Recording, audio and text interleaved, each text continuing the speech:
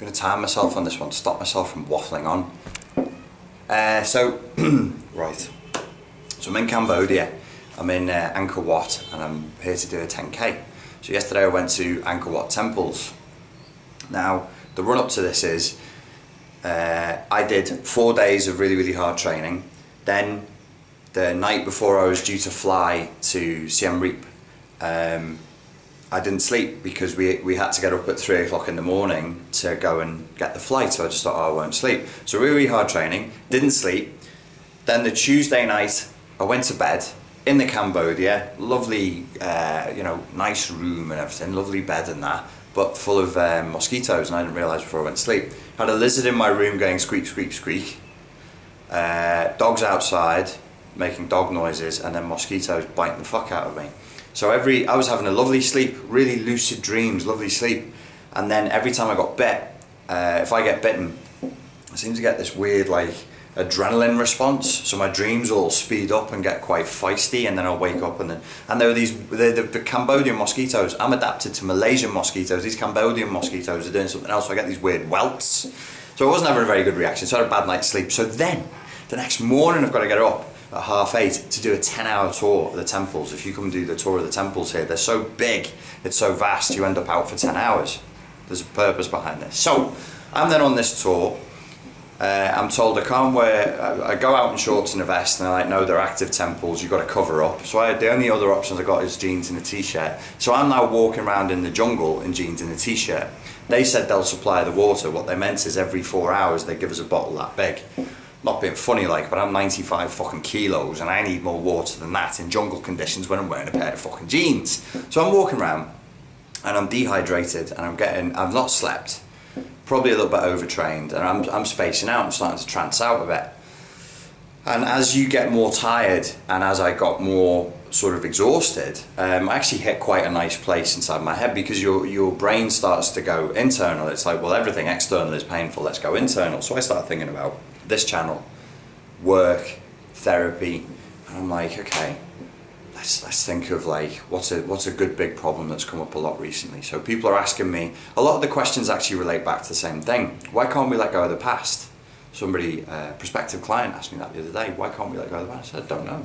I've not let go of the past myself. So before I start teaching you and going, oh, this is how you should let go of your past, I should probably learn how to do it myself. And the other one was, you know, what about self-sabotage? Somebody asked yesterday, what about self-sabotage? And I think the two things are the same. Self-sabotage is an inability to let go of the past. Why can't we let go of the past? So, back in the Cambodian jungle, me traipsing around, I'm drenched, dehydrated, tired, not slept properly, trying to listen to a guy with a thick Cambodian accent explain in English, something approaching English, or like all about, you know, the Hindu and Buddhist history of these temples, and how the Hindus, depending on which king was in power, which god he preferred, he would go and he'd change the statues around, and sometimes it was a more Buddhist empire and sometimes a more Hindu empire, and they were selecting these things. So I'm walking around and I got these thoughts in my head, and obviously I'm surrounded by Buddhist and Hindu images and ideology and stuff. Walking around these temples, and I'm like, so what is it then? Why can't we let go of the past? Why can't we let go of the past? Kind of becomes a meditation as I'm walking and sweating. And we go around one of the temples, and it's the one where Angelina Jolie shot, or was it, they said that she shot scenes from Tomb Raider there. I can't really see how the hell she would have shot any scenes from Tomb Raider there, unless they were like, you know, massively CGI'd and massively edited, because they're so dilapidated. These temples have crumbled. They were abandoned for 400 years, and the jungle took over. The jungle is neutral, but the jungle will take over. If you build buildings inside of a jungle environment, the jungle will just come back and reclaim the land. So I'm walking through these beautiful, there's something wonderfully like sad about a destroyed temple, really enjoyably sad. Like, I was taking pictures and I was like, I wonder if a psychologist analysed your pictures, what they would see, because I like the loneliest looking corners of these broken, I'm like, that's amazing, and it's so empty and so dilapidated. I'm like, I love that. I'm like, why do you love, why is that the thing you want to take pictures of? Anyway, so I'm looking around and the trees are tearing down the temples, and I'm thinking to myself, why can't we let go of the past? And I'm watching these temples be destroyed by trees. Hugely rooted. These fucking roots on these trees are massive. It's jungle, so everything grows 5 times faster, 5 times very hot, very wet. And in that environment, these things can really flourish. And they're crushing stones. They're smashing down stone temples. Huge stone temples, by the way. These are some of the biggest temples in the world at Angkor Wat. And they're being mashed. The trees are just going thunk, mashing these things, right? But it takes years. It takes years and years and years. Time is a factor. Bear that in mind. Why can't we let go of the past? I look at the temple. I see the temples being crushed by trees. So literally you'll have pieces of monument and roots just growing up through it. But also the trees are holding up the temple in some places. So actually man builds the temple, man abandons temple, nature takes temple back over, but because the roots are growing through and around, they're actually holding up the temple in some places. So man then comes along and starts holding up, there are iron rods holding up the branches, the roots to hold up the temple. So then so then I was looking at this and I was going, well, this is a metaphor, man. This is my dehydrated, knackered brain going, this is a metaphor. Yes, this is what we do, this is what we are. You have your constructs, your social constructs, your man-made artificial constructs, at war with the natural drives. And to an extent, you could say the constructs, the Buddhist and the Hindu constructs, are an idealized version of the human self. This is an effort, like the Greeks, to deny our animal natures, transcend our animal natures, to cultivate virtue. You know, we think of East and West as being very, very separate, but actually East and West are very, very close. It depends on the lens through you're looking. Even the religions, Christianity, it's an effort to move above one's baser instincts, and I'm pretty convinced it's a reflection of our evolution. In terms of the agricultural revolution, started 10,000 years ago, then really hit like a mass level about 2 to 3,000 years ago. Before that, we were hunter-gatherers, and our whole self-concept and the way we were breeding and the way we lived, the way we survived and thrived, changed utterly. And so I think, like, as we move into an agricultural revolution, we start staying in one place, we need the notion of becoming civilized. We can no longer afford to be free. Freedom and civilization don't sit side by side. When I studied English literature at school, my teacher said the fundamental principle of all drama is the conflict between the individual and society, and I thought that's incredibly depressing. So every dramatic tale that's ever told is a conflict between the individual and society. Why should the individual be at odds with that's insane? And then obviously as I've aged, I'm like, hell yeah, it is that way. What's the answer? I don't know. I've brought you all this way in this video, babbled on, and only to tell you I don't know. But I think it's important to say I don't know. I think it's important to say to ourselves, we really don't know what we're doing, because that puts you into a more humble mindset. To be able to say, well, I really don't have the answers here. I don't know how to let go of the past. I know that the temple's being pulled down by the trees, and the trees are holding up the temple as well.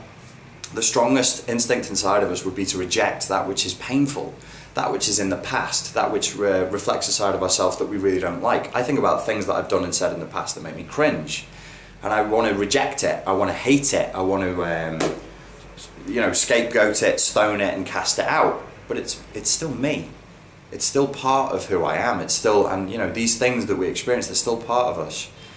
I had a little rant the other day about this style of therapy where people get together in groups and they peel back the layers of the onion, and they take all the glue that holds people together and they want to melt it all inside of a day. Well, there are hundreds of stories out there of people having nervous breakdowns after that.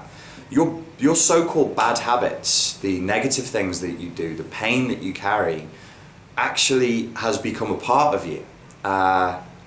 Now, when I'm saying I don't know and that we should be humble, this is another thing that I think that we need to adopt, is maybe kind of like a Buddhist style point of view to this, where we become humble, aware, gentle, and just say, okay, I know that I don't know exactly how to do this, and I also accept that I can't really eradicate this. We want to eradicate it, we want to clean it out. Oh, I want a clean slate. And one of the things I was walking around yesterday going, can you give people a clean slate? Can you give people a clean slate? And I think the answer to that is no. Don't take on my ideology, because I could be wrong, but I strongly suspect that You've probably heard that expression, the things that have been seen cannot now be unseen. You can't do that, and it wouldn't be natural to. If you've seen the film The Eternal Sunshine of the Spotless Mind, that's something I'm going to come back to again on this channel, because there is actually a way that I've found that through hypnosis you can actually wipe people's hard drive clean of emotion towards an ex-partner, especially if that ex-partner was abusive. But then the question is, should you do that? Should you wipe the suffering away? Should you wipe away everything? And I do have some answers to that. I don't want to get distracted with that on this video though. So let's stay focused on this. How do you deal with that? Well, could we even get to a state where you accept the twists? Obviously we're twisted. If you've suffered, you know, the word torture means to twist. Torturing something has the same root as torque, you know, on a car. It's to twist, twistingness. So we become twisted, and you look at these roots of these branches, they're twisted round and they're crushing the temple. They're pulling it down. But that's part of you. If we just pulled it all out in one go, the chances are everything would crumble and everything would shatter. You know, I remember, I think it was Richard Bandler that said it, there is a solution to all your pain. We'll just make a small incision in your frontal lobes and then we'll use you as a hat stand. You know, we'll just give you a lobotomy if you truly want a solution to all pain. This links in with something else that happened as I was walking around the temples. You have the Buddha in different positions, different mudras with his hands, and they mean different things according to the tour guide.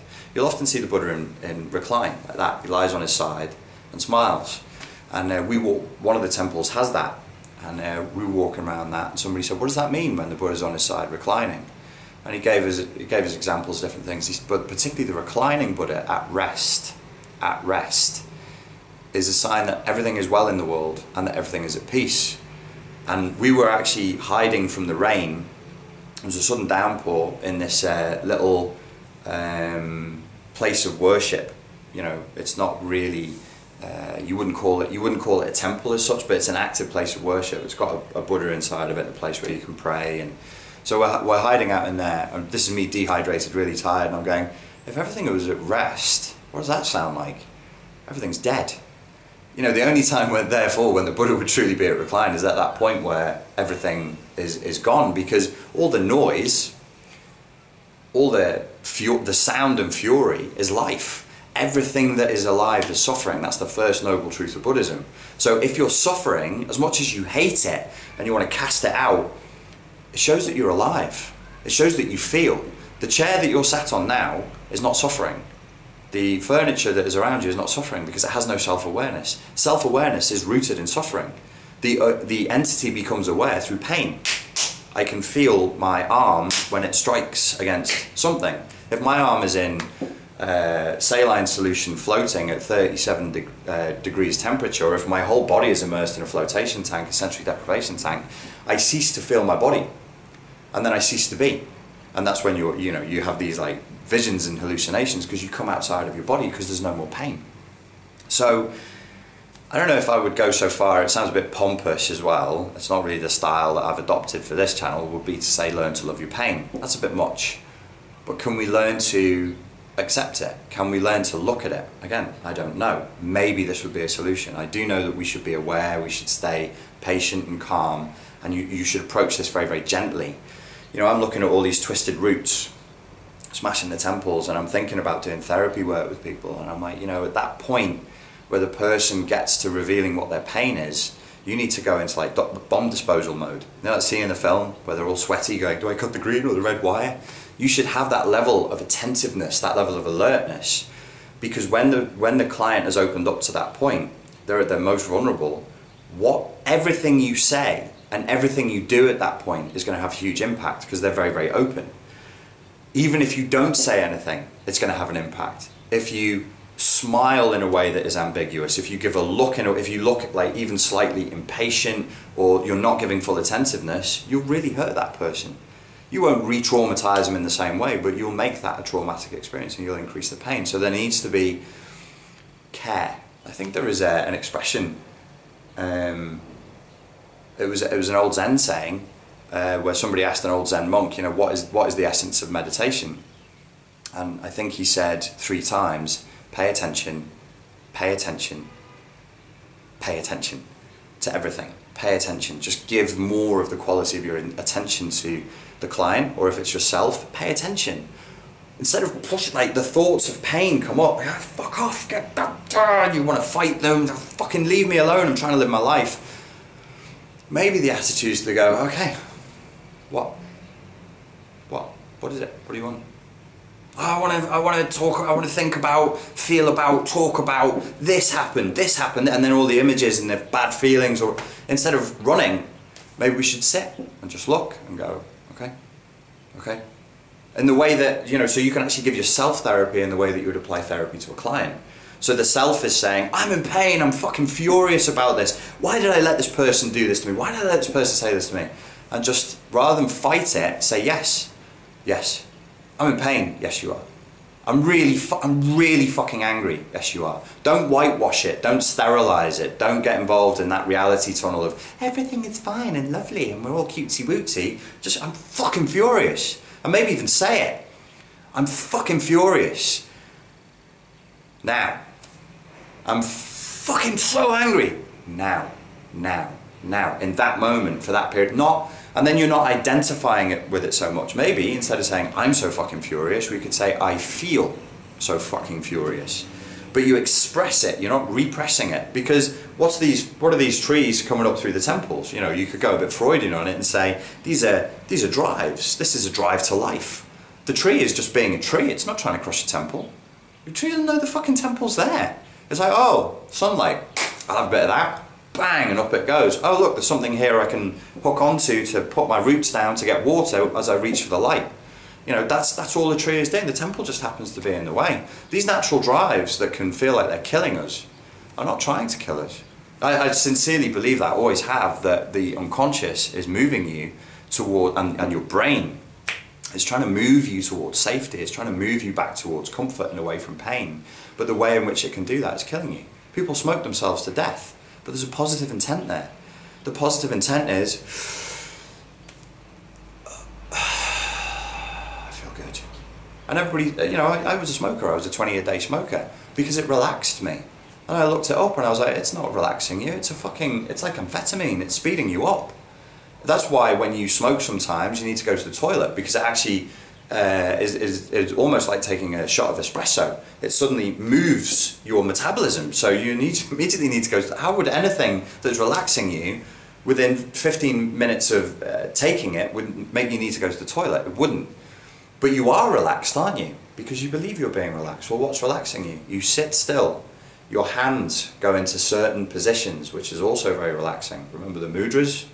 This is relaxing. Who cares why? It is. If you sit like this, right? If you just sit and just pretend, you don't need to believe. You could be of any faith and not believe, but just sit with your hand in that position. And immediately, you'll feel energy change. You'll feel something change inside your body. You just sit and just do that. You don't have to do it for 15 minutes. You can do it for 15 seconds, but enjoy it for 15 seconds. So your hands are in certain positions. You sit still and you... Oh, that hurts. It hurts so good. And then you breathe it out. That's what's calming you down, is your mind is calming you down, not the cigarette itself. So, I said I'd keep it quick. And I've gone over time. Of course I have. That's what I do. So yeah, try to look at that pain. Obviously it's going to be too much to say, love it, but accept it. Sit with it. Acknowledge it, and again we're back to this mapping thing, but one of the things that I hadn't considered with mapping, I was very into mapping the problem and then taking the problem out, but I think not only do we need to map the problem, but we need to map how the problem is holding you up. That pain is like, I don't want to feel anxious about my ex-husband anymore, I don't want to hate him anymore because my hate's holding me back. So I'd say, okay, let's map that suffering, let's map that discomfort, let's get down to really what that is. But we need to look ecologically in terms of the system. If I remove that, what do you lose? If I remove that, can you function? Maybe your rage is fueling you to go to the gym, say. Maybe your anger and your desire to prove yourself is fueling you to work, to make money, to be successful. I have seen people have their pain taken away and they kind of, they just zombie out. And that can be a good thing, and after a few days they can come back. But some people really, they lose something that was essential to them, that gave them a kind of drive. So here's my final point. We spoke about the Buddha at rest, right? And how the Buddha, if the entire world was at peace, that would mean death. And if you truly want an end to your pain, we'll just give you the incision in the frontal lobes and give you a frontal lobotomy. You will never feel pain again.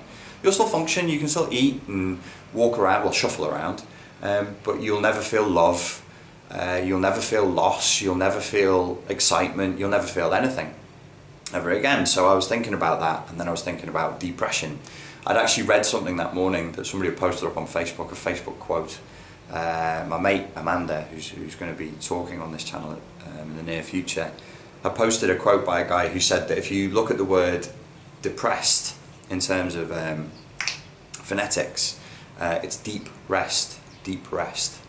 And I thought that's an interesting linguistic reframe, deep rest. And he said it's the deep rest that your being needs after it's been weighed down by the weight of its own identity. These twisted roots that are growing through the temple structure become part of who we think we are, and that becomes a weight.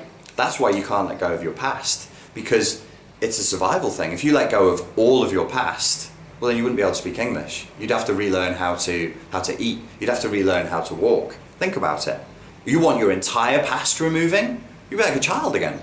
You'd be absolutely useless. So we're actually asking for something that we don't really want. We're not being specific with our language. We need to say, you know, it's the painful elements of the past that aren't helpful to me anymore that I need to let go of. I need to learn these lessons and then move forward.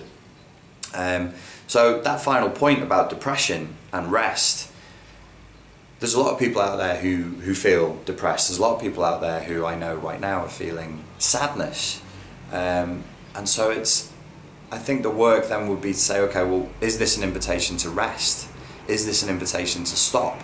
A lot of people have gone into that state of depression and PTSD that I wanted a word for. I've decided to call it retreating into your cave. I know other people have said retreating into your cave, but I wanted it specifically to mean that state of depression and post-traumatic stress disorder that means that you can't go out into the world and function anymore because you're frightened, because you're hurt, because you want to withdraw back into yourself. So if the people are in the cave and we're trying to push them out, I go, hey, I'm here to coach you and I'm going to motivate you, da-da-da, push you out the door. What if you're not ready? What if you're not ready to go out the door? What if it's okay for you to not do that right now? What if it's okay for you to say, no, I need more time, I need to rest, I really need to process what this is, but make sure that you are. This thing of the pain coming up and you going, no, get away, that's not processing, you're not doing anything there, you're in a loop, because the pain will come, you say, not now, so the pain goes, okay, not now, I'll come back later, then the pain comes back later, and you go, not now, and then you're just fucking looping round, and you're never really living. You're neither in a state of huge, tremendous suffering, nor in a state of you know, total neutrality or euphoria, because you're in this twisted sadomasochistic push-pull where you're fighting your own natural drives. So yeah, I think that'll do for that one. Just be calm, be gentle, be humble, say that you don't know, and I think probably the final note would be for me to say, look, your mind is going to want to editorialize. We are all a little bit obsessed with our own cleverness. Cleverness actually is cheap. Cleverness is very cheap. I can point you to 101 people right now who are very clever but who are in a lot of pain, who are very clever and who pontificate about psychology and therapy and spirituality and growth, but they're in a massive amount of pain.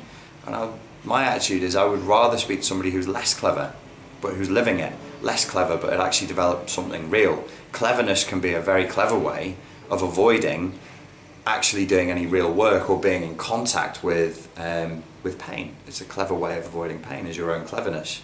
So don't editorialize, don't story build, don't build up this huge complex narrative that you then become invested in. The ego then goes, oh okay, this is now the next identity, the root that is growing up through this part of the temple. Well, this is the story of how this root came to be, and this part of the temple meant this, and this was the symbol, da, da, da. And I think sometimes psychotherapy accidentally can help people to do that, which is not helpful. We need less story, more reality, and more focus on what it is that we actually want to move towards. Okay, cool, that's it for today. I'll speak to you again soon. Thank you for your time and your attention.